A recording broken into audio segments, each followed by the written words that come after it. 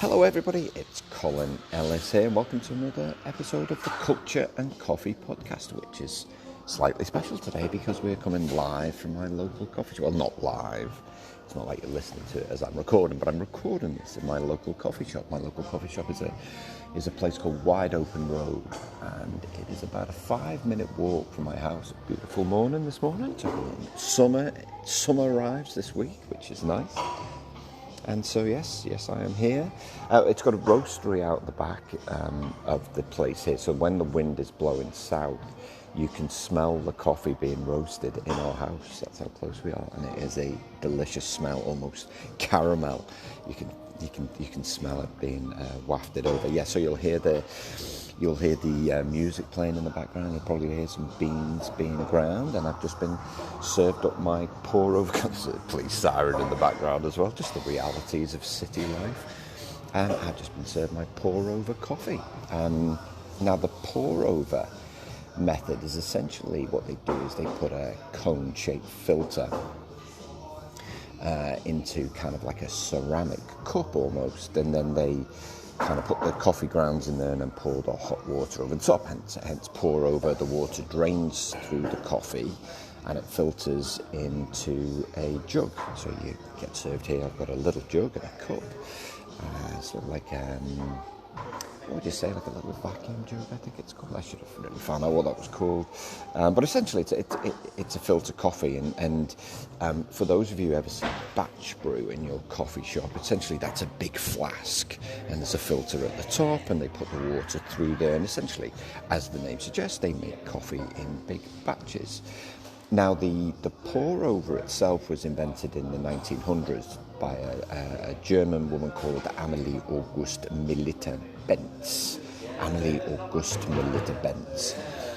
She was, so coffee throughout, obviously originated in Africa, so it was drunk a lot in Africa and Arabia, as was then called. And they it was more like a percolator coffee. And that was the traditional way of brewing it. And she just didn't like the taste of it at all. So the legend goes, not like she told me. She didn't like the taste of it at all. And so what she did was she came up with one of the things she didn't like was the fact that there were so many grounds left in the cup at the bottom. I don't know about you, but I don't like that either. My wife and I took my daughter for high tea yesterday. My daughter's she's got like this little candle making business. She's 13, awesome. Anyway, long story short, I ended up with tea leaves at the bottom of my teacup. Like, I just don't like that at all. Anyway, so Amelie was the same with her coffee. And so what she did was she got some blotting paper and used a nail to stick a hole in the bottom and essentially filter the coffee through that. And so, she came up with that, and she filed a patent for it in 1908. And the Melitta company was established. And so then in the 30s, the Melitta introduced cone-shaped filters that we still see today, and a device, obviously, into which the paper sat. I think there's a trick, there's an art to the pour-over coffee as well. The water's got to be poured in just the right way. What you don't want is just pouring it straight on top of the coffee. What you want is for there to be I was watching the guy make it, and there's a real rhythm to it, where there's a nice stream of water finding like a route around or through the coffee. You don't want big clumps of coffee. There needs to be that even distribution. And this particular coffee is from Colombia, and it's got fruity notes. Let me have a quick taste. That is delicious. And I've got the sun on my back through the window here. Feels like perfect starts to the day, which I'm going to ruin by talking about whether HR is up to the culture job. Now, it's quite contentious, and I think, whenever you're doing, whenever I talk about things like this, so I often get asked these kinds of questions when I'm doing my speeches or I'm doing my workshops, and I always caveat it by, what I'm not doing necessarily is having a go at the individuals who work in HR. Previously, I've talked about IT. I'm not having a go. I'm merely asking a question that professionally kind of, are we doing the right things? So there are so many great examples of people who are doing such a great job. Now, if you listen to my Culture Makers podcast, you know that I interview people, often HR managers, people and culture managers, who are doing a really good job. You know, in season 3, I interviewed a couple of people from Oz Harvest, and kind of from both ends of the spectrum, the people and culture manager and someone who was relatively new to HR, doing an incredible job. And I guess what companies like Oz Harvest have is an owner that really values culture. For those of you who know Oz Harvest, Ronnie really values culture and understands the benefits of it. So I guess, you know, kind of with the topic that I'm asking here, is HR up to the culture job? I really want to kind of stimulate some thinking around this particular subject. Now, the reason that I decided to do this was there was a story in the Australian press last week, and I'm sure it'll carry on rumbling on this week, about an airline here who one of their senior managers resigned. And of course, with all of these stories, what you get then is all of the backstory, and then it continues to kind of come out what exactly happened, and it reads like a bit of a horror story. Like, I don't know about you, but when I read those kinds of stories, and obviously read a lot because it's my job to read a lot, I kind of put myself in that position because I've been there. You know, as a manager myself for a bunch of years, and for, you know, someone who kind of put a great deal of effort into thinking about culture, you know, when I read about it, I'm like, oh yeah, I know what that feels like. Oh, I know what that, you know, for the staff.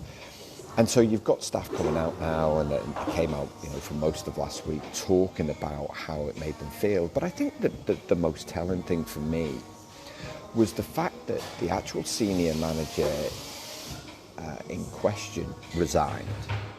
So there's an independent review being commissioned on this person's behaviour, and it was bullying, it was harassment. But the first kind of complaints were made in April. And so I'm thinking, hang on a minute, there's been 7 months where nothing has happened. That's not true. There's been 7 months where the organisation hasn't dealt with this properly, and it's taken a member of staff to actually resign to change it. Not only that, but the head of people and culture has actually been put in charge of this person's job, and I'm thinking, well, how does that work? Because you've got people who've been bullied, harassed, and when you read the stories, it's pretty brutal. And for those of us who've been on the end of that, it's like it's stress, it's anxiety, it leads to all kinds of mental health issues. And it could have been dealt with. It could have been dealt with faster. The first, you know, kind of complaints happened in April. 7 months on, still nothing's happened, and the person that could have dealt with it has now been given extra responsibility. It just doesn't feel right. It doesn't feel right. And so what I did, there was a story earlier this year from an organisation in New Zealand as well called MediaWorks that hit the press. And I remember at the time there was lots of talk about that. And fair play to the CEO of MediaWorks who published the independent review of the findings. And in recording this podcast, I thought I'd reach out to one of my friends who is a HR practitioner. And I've never worked in HR, but I've worked with lots of HR managers, of course, around the world. But I thought, well, I really want to get a professional's perspective on this. So I reached out to my friend Richard Westney. So Richard is based in New Zealand. He's a HR professional. If you want to connect with Richard, you can find him on Twitter at HRManNZ, or you can check him out online, hrmannz.co.nz. I think what I would say is there's so many great people on Twitter and on LinkedIn in the HR space who share what works. So I follow so many people in HR because they're just a minefield of not only good opinion, but also of things that work from a culture perspective. And that's, you know, if you're a people and culture manager, you know, I urge you to get on there and kind of follow Richard and people like that, you know, and find out what you can learn. And so, you know, I reached out to Richard and he very kindly sent me some thoughts over the weekend. And so I'm just going to talk a little bit about what he said and intersperse my own feelings into this. Now, Richard says here, I know from experience that HR people are often working within a culture that actively prevents or doesn't support culture change. Those at the top of the organisation don't buy into it and are often part of the problem, and you can only do so much in that situation. And he's absolutely right. The number of HR managers that I work with, who I talk to, who are so excited about doing culture work, who then find roadblocks every step of the way. And I still think there's this position that senior managers take with culture. Now, they know that culture is the difference. They know that, when you look at success and failure, when things go well, it's because people are happy, it's because people are motivated, it's because you take time to celebrate success, or you have a vision that people believe in. People understand each other, there's lots of empathy, but also you don't suffer brilliant jerks, right? I've talked about this in previous podcasts. You manage out those that underperform or those that actively behave or work against the culture. So senior managers know all that. But often when you're trying to justify any kind of culture work, and again, I've seen it time and time again, there's this pushback. Now, you can go and spend $500,000 on an IT system that 10 people use, but you can't get the same amount of money to change a culture for 1,000 people, and that, for me, just beggars belief. I'm like, that's when senior managers are paying lip service to culture. And I think in those instances, and as Richard rightly points out, there's very little that you can do. I think in those instances, if you're in people and culture, if you're in HR, then you have to be the conscience. So I think that's the bit that HR can do in that environment, is to make it absolutely crystal clear the consequences of not doing something, as well as the consequences of doing something. I think, when I look at this particular airline issue, that should have been the thing, is like, if we don't do something about this, this is the knock-on effect. And the knock-on effect, of course, is greater anxiety, greater fear, undermining psychological safety within the team, because we're not dealing with this particular individual. But often, I think, and Richard said the same, he said he worked in an organisation where people were routinely treated poorly because that's the way the CEO behaved. How many times have we seen that? And there's that old saying that the fish rots from the head. I mean, it's not true, right? The fish rots from its body, but that's fine. We'll stick with the phrase. The fish rots from the head. And, the point that it's making is, as soon as the head rots, everything else rots too. Now, I had a boss who was bullied by his boss, and then he tried to bully us and, his own team. And I remember challenging him. I was just like, what are you doing? You don't understand the hard time that I'm getting. I'm like, listen, I understand, I empathise, we're all in the same boat, we've all got a job to do, but you treating us poorly, you stoking the fear, you shouting and bawling at us isn't going to bring us any closer together as a team. In fact, it's the opposite. It took us to push back. Richard's saying in his particular instance, HR people were threatened with the sack if they didn't carry out the CEO's instructions. So that's really tough. So when I'm asking HR people up to the culture job in those kind of environments, there's very little you can do. And in the past I've been critical of people who was like, if you don't like your job, go and get another one. Like, that's hard to do as someone who's been in that position in the past where you're under that kind of pressure. You can't just walk out on your family and just kind of sit around waiting for another job. You have to make the best of it you can. Yes, you can only do so much in that situation. Walking away, if you're able to do that and find an organisation that matches your values, of course, is the right thing to do, because you want to work for a company that values your insights, values the contribution that you can bring. I think the other thing as well is often, if you're in HR or people and culture, taking that regular pulse about how people feel is crucially important. But I don't mean just mechanically running an engagement survey and doing nothing with the results. I see that happen a lot. If you're taking the time to actually canvass opinion from staff, then you've got to do something with that. And most engagement surveys, now I read a lot. Every time I start work with an organisation, they'll send me their engagement survey. Either it's really, really good and we're like, right, we want to build on all of the good stuff. We don't want to lose all of the good stuff. We want to reconnect and create those foundations for success moving forward. Or there's a bunch of things to work on, and when I look at my programs, I'm like, great, how does this program address all of this feedback? So when you take the time to do that, if you're in HR, you've got to do something with it. And that's where, kind of culture programs are created to address feedback. They're not just learning and development activities, although that's part of it. But actually what we do is we address the behaviour, we address the way we work together, we address the way that we communicate and kind of show care and empathy for each other. We address how safe it feels to be able to speak up, and all of these things come through in the engagement survey. Now, when there's a culture of fear or when there's lots of anxiety, then two things will happen. Number one, people won't actually tell you. So this is where engagement in the engagement survey is low, which is never a good thing. Or else people lie. People will lie and tell you what they believe you want to hear.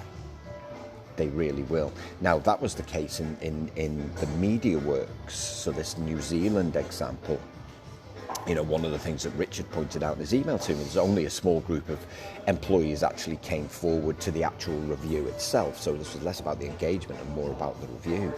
And they basically said, we don't see anything wrong with the culture. They believed that it was just a small number of disgruntled staff, right, complaining on social media or in this review. But they were mostly male managers, right? And this was a highly toxic, male-dominated culture. You read about them all the time, right? Read about them all of the time. It's not the world we live in anymore. And it's up to CEOs to address. It's up to CEOs to work with HR to address that. It really, really is. There was a survey from the Australian Institute of Company Directors in December, actually this time last year, and it was fabulous. It was called Governing Company Culture, and it was a great paper. And they talked about how directors really do need to up their culture game. They really do need to recognise just how important it is. And they said at the heart of many, if not all, of the high-profile governance failures over the past decade in Australia had been examples of poor company cultures or subcultures. And they stress that directors have got to prioritise, they've got to embed good company culture, which starts with defining it. Because when you define it, then you can hold people to it. But the thing that I wanted to mention here, one of the things that they said was people lie in surveys. They tell you what you want to hear. If they don't think managers are trustworthy, they won't tell you anything. And for me, this is the role that HR plays in that conscience. Being part of that conscience. They've got to make senior managers, they've got to make CEOs aware that the actions that they're taking undermine trust. And as soon as you undermine trust, you can forget it culturally. Completely and utterly forget it. And so I think, when we're talking about is HR up to the culture job, well, it can be. It can be, but there's a bunch of things that it need to do. And so, in Richard's note to me, he talked about the fact that the people and culture function at this particular company at MediaWorks just wasn't up to the job. And, he pointed out that the report highlights, I've read the report, but I wanted to use Richard's comments here. There were inadequate policies, inadequate performance management. And this is something that I was on the receiving end of myself. Because quite often, when I started a new job, and now for any new manager, what you would do is you would take 3 months to really assess where you are. You would take 3 months to figure out people. I always started by redefining the culture, connecting people together and making sure we had the foundations for success. But after 3 months, and provided I was doing things in the right way, there was always a kind of 1 or 2 people who just weren't pulling their weight.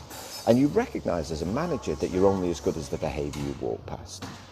That you really have to deal with the behaviour that you're seeing, you really have to deal with the performance you're seeing.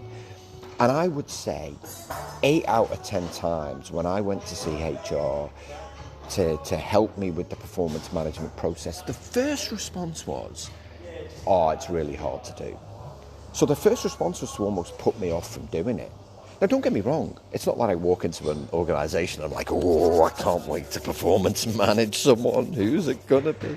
It's the last thing I want to do. It's the last thing any manager wants to do. If I don't performance manage someone every week, then I'm not doing my job. No one wants to do it. But you recognise that it's part of the job. That's what you're paid to do. You're paid to motivate and inspire people. You're paid to make decisions.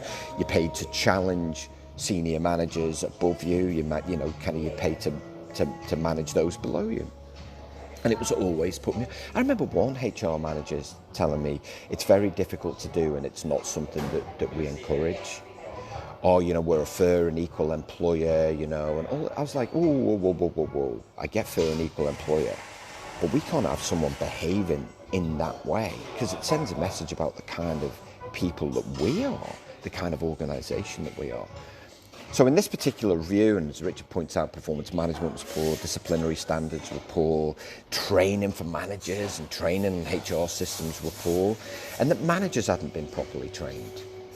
And I've talked about this in previous podcasts. I think this is one of the big issues, and I think culture training generally is poor. Every time I work with an organisation, part of the work that I do is to almost show people. I'm doing a 2-day in-person workshop next week, the week after next, and it's the first one I've done in person for a while, and I'm very excited to do it. But I said to the people attending, I was like, not only are we going to, at the end of the 2 days, are you going to have a fully defined culture that's the foundation for success? I was like, but I'm going to teach you how to do this stuff yourself. I'm going to teach you the mechanics of culture. I'm going to teach you the component parts of it. I'm going to show you exercises. One of the reasons that I wrote Culture Fix was to really break down what culture actually is, because I still think it's this esoteric thing that people talk about and they don't really know what it is or how to do it properly. And so with that backdrop, if HR don't understand what culture is, or senior leaders don't understand what culture is, then managers that they bring through are not going to understand what it is and how to uphold it, and how to create safety as well. And so consequently, they're going to lack the confidence to deal with some of the issues that I'm talking about.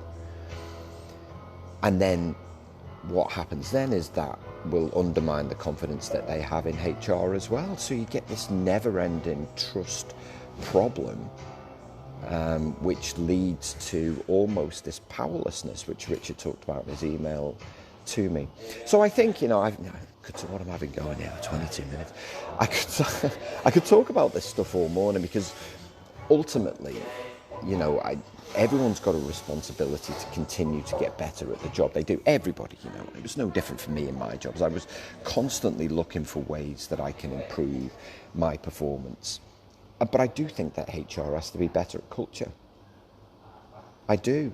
I think they need to be better at understanding component parts of it. I think they need to be better at understanding what the business case is for investment into culture. They have to have the integrity then to stand behind that business case. And they have to use influence to talk about why work needs to be done. They have to talk about the behaviours that they have to be given the power by CEOs. So CEOs, if you're listening to this podcast, you have to empower HR. You have to give them the responsibility for culture. You can't just pay lip service to it. If you want to do this culture stuff really, really well, then you have to let HR take the lead with culture and give them full autonomy. And that might mean holding you to account. And that might make you feel uncomfortable. Good. You need to give them time. You need to give them money. You need to give them the autonomy. But HR, you need to get better at it. We're seeing it now. There's so many HR departments don't understand the difference between hybrid and flexible working. You've got so many people who are nervous to talk about it. They shouldn't be nervous to talk about it. You should know the differences between hybrid and flexible. You should understand that some work that's better done face-to-face. And we're talking about big organisations here. Oh, we're a hybrid organisation. You need to be in the office Monday, Tuesday, Thursday. That's not hybrid. And so you need to be at the forefront of your profession, and it's not just about professional qualifications, it's about looking who's doing what around the world. What are some of these case studies? This airline case study, what does that tell you about culture? What have you learned? The Media Works review, and again, fair play to the CEO, and they've got a new leadership team there who are actively working to challenge some of that stuff. So that for me is to be applauded. When as a senior leadership team you make this stuff public and you say we're not good enough. I like it when people take responsibility. Now listen, there's a bunch of stuff they could have done sooner, of course, which didn't happen in this airline case. It didn't happen. Culture, how do I finish this? I keep going. I said I was going to round it off, and then I've spoken for another 3 minutes. Culture is ultimately everyone's responsibility. Culture is the sum of everyone's attitudes, beliefs, behaviours, traditions and skills. So everybody's got a responsibility not only to build culture, but also to maintain culture and to challenge some of the things that we see in our cultures, behaviour and performance, that would seek, deliberately or not, to undermine the safety in culture, so that people can bring their best selves to work every day, that can do the job that they're paid to do without fear, such that everybody benefits. HR's role is to make sure that everybody understands culture, everybody recognises when it's going well and the things to be challenged, and to provide the streamlined mechanisms to deal with things swiftly. I want to say a big thank you to Richard, so Richard Westney at HRManNZ at www.hrmannz.co.nz, for providing me with some insight, so it wasn't just my myopic view of whether HR can improve. And of course, if you've got any insights yourself, if you'd like to contribute to the story, you can drop me an email, or if you're picking this up on LinkedIn or Twitter, please feel free to comment. Would love to hear your views, or you can email me at colin@colindellis.com. Wherever you are in the world, have a fabulous day. Ta-ra for now.